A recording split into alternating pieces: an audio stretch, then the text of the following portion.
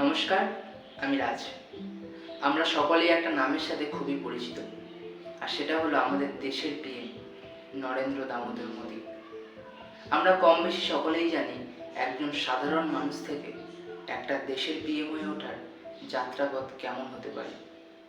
আর সেই যাত্রাপথে তিনি নিজেই অনেক কিছুই শিখেছেন, আর তিনার জীবন থেকে আমরা সকলে শিখতে পারি এমন তিনটি কথা। চলুন শুনে নিই। Lesson 3 Modi. Point 1, target.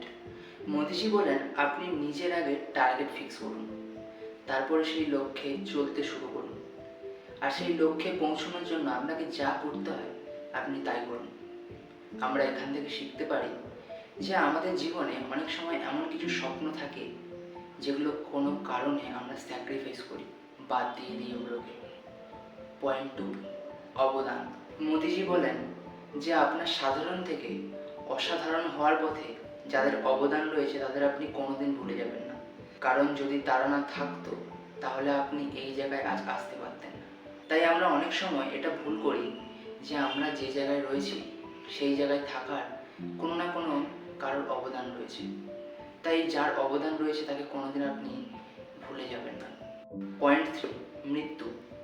Modiji বলেন যে জন্ম আর মৃত্যুর মধ্যে নিশ্চিত হলো মৃত্যু, তাই মৃত্যুকে ভয় পেয়ে হাতে হাত রেখে বসে থাকাটা একটা মূর্খামি। আমরা অনেক সময় এটা ভুল করি যে কোনো কিছু ভয়ের কারণে আমরা কোনো কিছু অন্যায়কে প্রশ্রয় দিয়ে ফেলি, যেটা পরে অনেক বড় হয়ে যায়। তখন আমরা বুঝতে পারি যে সেই সময় আমরা অনেক ভুল করেছি প্রশ্রয় দিয়ে। তাই কোনো কিছু ভয়ের কারণে কোনো কিছু করা কিংবা কোনো কিছু প্রশ্রয় দেওয়া একদমই উচিত নয়।